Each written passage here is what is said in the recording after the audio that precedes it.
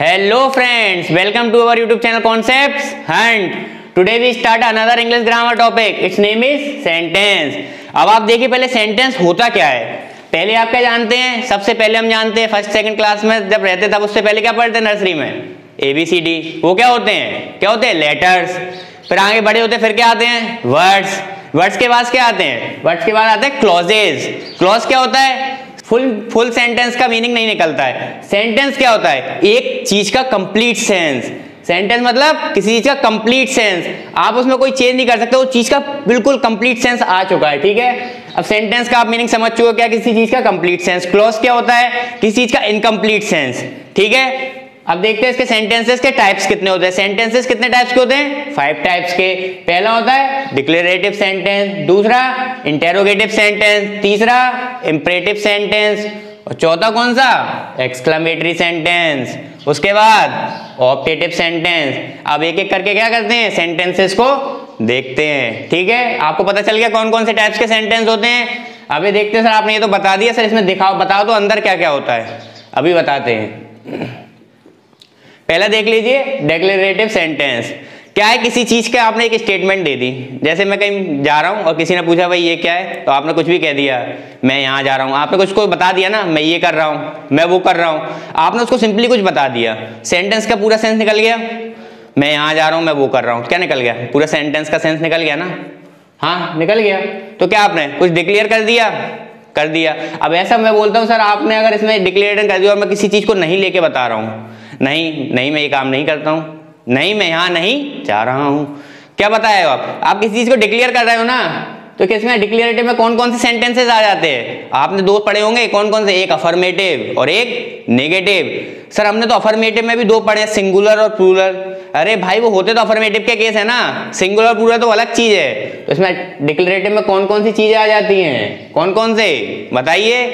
Declarative में आ जाते हैं कौन कौन से? सिंपल, अफर्मेटिव आ जाते सारे, और क्या आ जाता है इसमें? नेगेटिव का केस भी आ सकता है। ठीक है, जैसे मान लीजिए पहले कौन थी? इंदिरा गांधी जी जब कोई वो देने आती थी, एक क्या कॉन्फ्रेंस करने आती थी, वो आपको क्या देती थी? एक स्टेटमेंट देती थी कि ये मैं ये काम करूंगी, मैं ये क्या करूंगी, मैं योजना ये चालू करूंगी, कुछ बताती थी। जब मोदी जी भी आते वो क्या बताते? कुछ बताते हैं, मैं ये स्टार्ट करने वाला हूँ, किसी कॉन्फ्रेंस करेंगे। कॉन्फ्रेंस क्यों करते हैं? वो स्टेटमेंट देने चाहते हैं। लेकिन लोग क्या उनकी स्टेटमेंट मानेंगे? जैसे मान लीजिए आपके एग्जाम की अभी चीजें चल रही हैं, अभी डेट फिक्स नहीं कर पा रहे हैं, तो पोखरियाल साहब आएंगे 22 तारीख को आएंगे, तो फिर क्या बताएंगे? वो कुछ डेट देंगे, कुछ स्टेटमेंट देंगे, वो बताएंगे क्या क्या करना है, किस तरीके से चीज़ें फॉलो होंगी, कोरोना में कैसे क्या चीज़ें, वो बताएंगे। आप उनकी बात मानेंगे क्योंकि क्या है, वो इंडिया के मिनिस्टर, एजुकेशन मिनिस्टर, आप उनकी बात मानेंगे। अब जैसे मान लीजिए आपके यहाँ पे कोई छोटा बच्चा आता है, ठीक है, अब वो आपसे कहता है भैया पढ़ो शांति से बैठ के, आप उसकी बात मानोगे? 2 चांटे और लगाओगे, मेरे से बोलता है तो उसको भगा दोगे।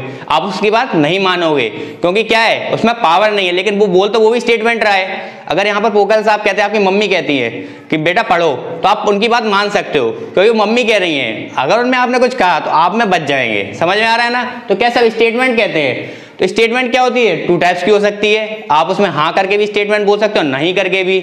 मैं पढ़ूंगा, मैं नहीं पढ़ूंगा, तो क्या 2 स्टेटमेंट दे दिए आपने। ठीक है, इसमें क्या आते हैं? ये किसमें आते हैं? डिक्लेरेटिव सेंटेंस में। क्या आपने किसी चीज डिक्लेयर कर दी। जैसे एग्जांपल देखते हैं, I want to be a good cricketer. ठीक है, ये कोई स्टेटमेंट उसने बताई है? बिल्कुल बताई है, मैं एक अच्छा क्रिकेटर बनना चाहता हूं। तो ये क्या है? स्टेटमेंट बता दी उसने। आया समझ में? अब एक और देखते हैं, I am very happy today. क्या स्टेटमेंट बताइए? हाँ। इसमें कोई इसने क्वेश्चन पूछा क्या? नहीं पूछा। कोई इसमें ये है क्या जब इसमें कोई सब्जेक्ट ना हो, ऑब्जेक्ट ना हो, पूरा रूल फॉलो कर रहा है। किस चीज का कर रहा है? टेंस का पूरा रूल फॉलो कर रहा है ये। अभी देखते हैं, I did not do this work. मैं आपको बता चुका हूं डिक्लेरेटिव में कौन कौन से आते हैं, अफर्मेटिव और नेगेटिव। ठीक है, नेगेटिव है डू नॉट, हाँ, तो ये किस में आए? लेकिन डिक्लेरेटिव सेंटेंस। डिक्लेरेटिव में कौन कौन से आते हैं? एक अफर्मेटिव और नेगेटिव। ये याद रखना है। डिक्लेरेटिव मतलब क्या? किसी चीज का डिक्लेयर कर देना, कोई स्टेटमेंट देना। ठीक है, अब सेकेंड देखते हैं, इंटेरोगेटिव सेंटेंस। इंटेरोगेटिव सेंटेंसेस क्या होते हैं? इंटेरोगेटिव सेंटेंस आप अपने आप ही समझ गए होंगे। इंटेरोगेटिव मतलब क्वेश्चन पूछना। आपने टेंस की वीडियो देखी, पता है ना, उसमें क्या बता चुका हूं मैं? इंटेरोगेटिव सेंटेंस बता चुका हूं। हाँ सर, इंटेरोगेटिव कितने टाइप्स के होते हैं वो ही बताया मैंने। इंटेरोगेटिव होते हैं 2 टाइप्स के। कौन कौन से? फर्स्ट इंटेरोगेटिव और सेकंड इंटेरोगेटिव। अब आप फर्स्ट इंटेरोगेटिव कैसे पहचानेंगे? अगर कोई सेंटेंस दे दिया आपको, और सबसे बढ़िया चीज यार, आप एक चीज ये देख लो, इंटेरोगेटिव दे दिया, एंड में देख लो क्वेश्चन मार्क होगा। अगर नहीं है तो इंटरोगेटिव होगा ही नहीं। इंटरोगेटिव की मेन चीज क्या होती है? Question mark. और जैसे मैं बता चुका हूँ एक्सक्लेमेटरी में क्या होती है? एक्सक्लेमेशन मार्क, ठीक है। और इंटरोगेटिव में क्या होती है? Question mark. आया समझ में? अब देखते हैं, जैसे मैंने बोला फर्स्ट इंटरोगेटिव और सेकंड इंटरोगेटिव आप कैसे पहचानेंगे, ठीक है।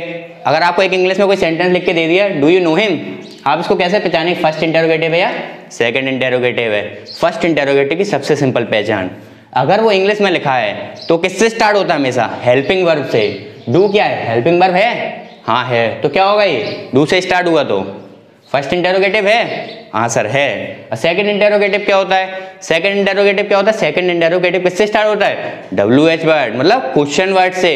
क्वेश्चन वर्ड के बाद क्या आता है उसमें? हेल्पिंग वर्ब, ठीक है। अब देखते कुछ एग्जांपल्स देखते हैं इसके इंटरोगेटिव। आप समझ गए हो कौन कौन से? 2 टाइप्स के, फर्स्ट सेकंड। फर्स्ट वाला कौन सा?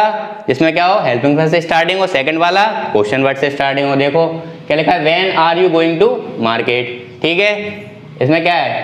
क्वेश्चन मार्क दिया है, तो क्या इंटरोगेटिव है? हाँ सर है। ये कौन सा इंटरोगेटिव है? आप ये भी पता कर लो कौन सा इंटरोगेटिव है। ये इसमें बताया नहीं है लेकिन आपके बाद में काम आएगा। कौन सा इंटरोगेटिव है बताओ? ये सर सेकंड इंटरोगेटिव है। कैसे है? इसमें सर व्हेन लिखा है आगे, और व्हेन के बाद क्या लिखा है? क्या लिखा है? इसकी हेल्पिंग वर्ब। तो क्या आएगा ये? कौन सा इंटरोगेटिव हुआ है? Second interrogative. अब देखते हैं ये वाला, डू यू नो हिम, ये कौन सा इंटरोगेटिव है? फर्स्ट। पहले ये देखो इंटरोगेटिव है क्या? हाँ सर है, क्वेश्चन मार्क लगा है। तो कौन सा इंटरोगेटिव हुआ? फर्स्ट की सेकंड? बताओ जल्दी।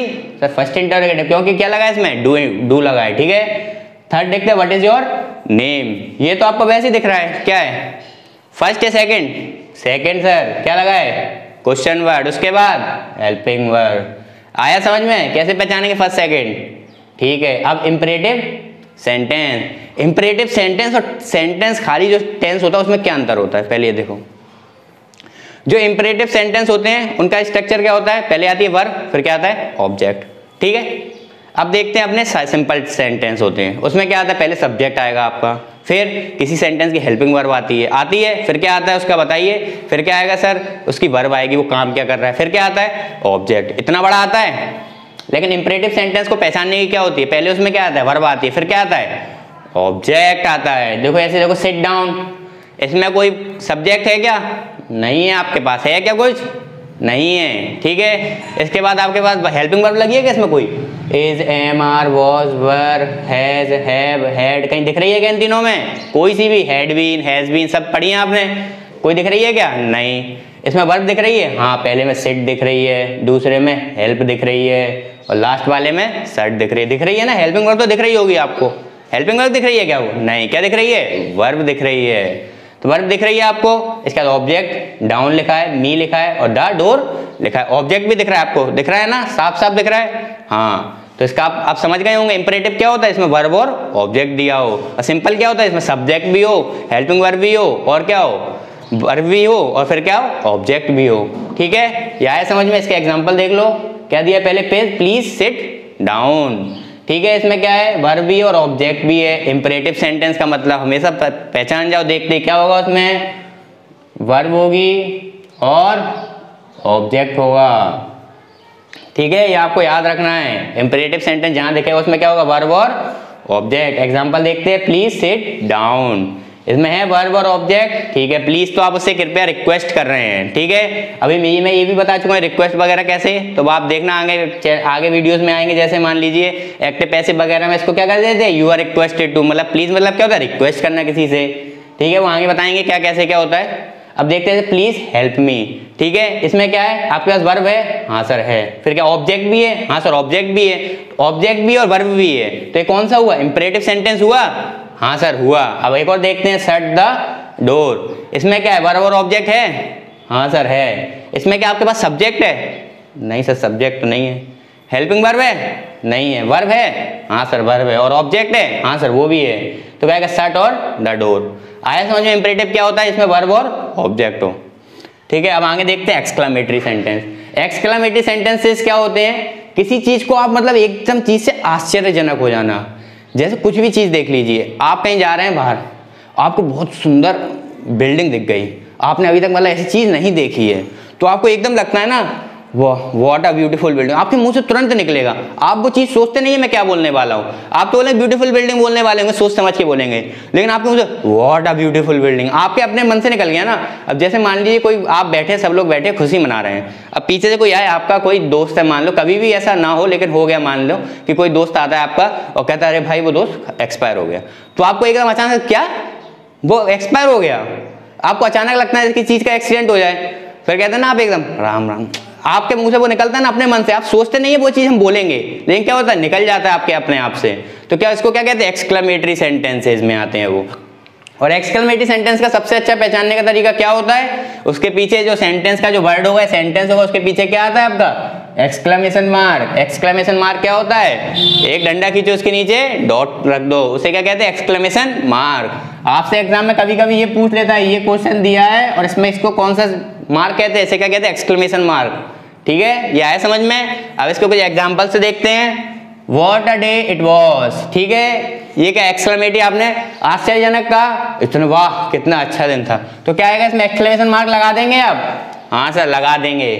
एक और देखते हैं, What a beautiful building, मैं बता चुका हूँ ना, जैसे मान लीजिए आप कहीं जा रहे हैं और आपको इतना अच्छा घर दिख जाए, इतना अच्छा बहुत ही ज्यादा अच्छा, आप मान रहे जा रहे हैं और आपको अंबानी जी का घर दिख जाए, मुंबई में घूम रहे अंबानी जी का दिख जाए, आप कहेंगे वाह व्हाट अ ब्यूटीफुल बिल्डिंग, आप कहेंगे ना उसको देख के, क्योंकि बना ही इतना अच्छा होगा वो घर, तो क्या लगाएंगे आप इसमें एक्सक्लेमेटरी। आपने सोच के बोला क्या, ये अंबानी जी का घर है तो इसमें व्हाट लगाना है, नहीं बोला ना, सोचा क्या आपने, नहीं सोचा, तो क्या लगाएंगे इसमें, अपने मन से बोला, अंदर से निकला ये, तो क्या होगा इसमें एक्सक्लेमेशन मार्क लगा होगा, तो क्या पहचान लेंगे एक्सक्लेमेटरी सेंटेंस है। तो ये क्या एक्सक्लेमेशन मार्क लगा है, हाँ लगा है, तो ये क्या एक्सक्लेमेटरी सेंटेंस है, हाँ सर है। तो क्या लिखा है व्हाट अ ब्यूटीफुल बिल्डिंग, और एंड में क्या है, क्या है इसके एक्सक्लेमेशन मार्क। ठीक है, अब अगला देखते हैं, अलास ही इज डाई। जो अलास होता है ना वो किसके लिए यूज किया जाता है, किसी दुख के लिए।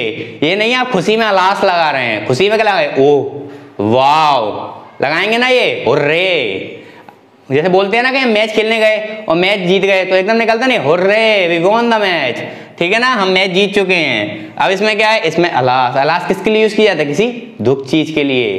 ठीक है, तो इसमें क्या आता है अलास आता है, अलास ही इज डाइड। और इसमें क्या लगा एक्सक्लेमेशन मार्क लगाया किसी सेंटेंस में, हाँ सर यार लगाया, आपने कहाँ लगाया है, ये लगाया एक्सक्लेमेशन मार्क। तो क्या ये एक्सक्लेमेटरी सेंटेंस है, हाँ सर है। अब देखते हैं ऑप्टेटिव सेंटेंसेस। ऑप्टेटिव सेंटेंसेस क्या होते हैं सर, आपने सभी तरीके को तो बता दिए, जैसे डिक्लेरेटिव में अफर्मेटिव नेगेटिव हो गया, इंटरोगेटिव हो गया, इंपरेटिव कौन सा हो गया जिसमें वर्ब और ऑब्जेक्ट हो, एक्सक्लेमेटरी सेंटेंस हो गया जिसमें एक्सप्रेशन मार्क हो। सर ये कौन सा आ गया नया, ऑप्टेटिव भी होता है। ऑप्टेटिव क्या होता है, जैसे मान लीजिए आपसे कोई एक काम कहता है, ठीक है, अब आपका काम क्या क्या होता है, दो चीजें सोच सकते हैं, वो काम आप करें या फिर ना करें, वो आपके ऊपर डिपेंड करेगा आप वो काम करना चाहते हैं या नहीं करना चाहते हैं। लेकिन क्या है ऑप्टेटिव सेंटेंस क्या होता है, वो आपको काम करने के लिए जबरदस्ती या आपकी नैतिकताएं होती है ना, वो आपसे काम करवाएंगे। जैसे मान लीजिए आपके घर पे कोई आता है, ठीक है, आपके पेरेंट्स क्या कहते हैं, जाओ उनके पैर छू, क्या है ये किसी की रिस्पेक्ट कर रहे हैं, तो मतलब वो ये थोड़ी ना कि आपका मन होगा तो नहीं करेंगे, अगर आपका मन हुआ तो छुएंगे, नहीं हुआ तो नहीं छुएंगे, अगर नहीं छुए तो पिताजी मारेंगे, मम्मी मारेंगे। तो लेकिन क्या है ऑप्टेटिव क्या होता है, आपके मन से खुद, जैसे बोलते हैं ना मे गॉड ब्लेस यू, ठीक है, तो इसमें क्या आता है ऑप्टेटिव में, मतलब ये क्या है आप किसी को वो दे रहे हैं, क्या विशेष दे रहे हैं, ठीक है, विश दे रहे हैं, आप किसी को विश कर रहे हैं, मे गॉड ब्लेस यू, ठीक है। रिस्पेक्ट और एल्डर आपको बताते हैं ना, टीचर्स बताते हैं रिस्पेक्ट योर एल्डर्स, बताते हैं ना टीचर्स वगैरह, तो वो क्या है आपको बता रहे हैं ये आपको काम करना ही है, ठीक है। तो आपके क्या ऑप्टेटिव में क्या आता है, किसी को विश करना, ठीक है, किसी को ब्लेस करना, ठीक है।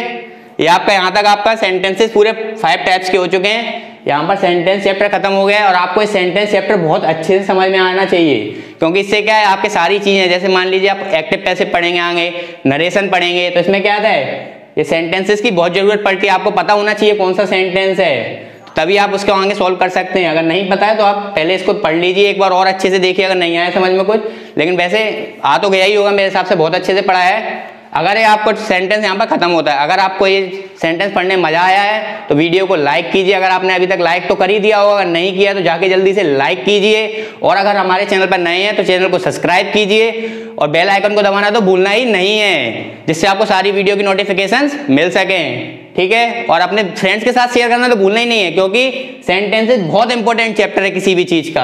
आप किसी भी कॉम्पिटिटिव एग्जाम में आएंगे तो आपको सेंटेंस पढ़ना बहुत ज्यादा जरूरी है। अगर आपको सेंटेंस नहीं आता है तो आप आगे कुछ चीजें नहीं कर पाएंगे, क्योंकि आपको जब सेंटेंस ही नहीं पता है सेंटेंस कौन सा दे दिया एग्जामिनर ने, तो आप कैसे सोल्व कर पाएंगे उस चीज को। ठीक है, तो फ्रेंड्स के साथ शेयर करना भूलना नहीं है। थैंक यू गाइस, मिलते हैं अगली वीडियो में अगले इंग्लिश ग्रामर टॉपिक के साथ।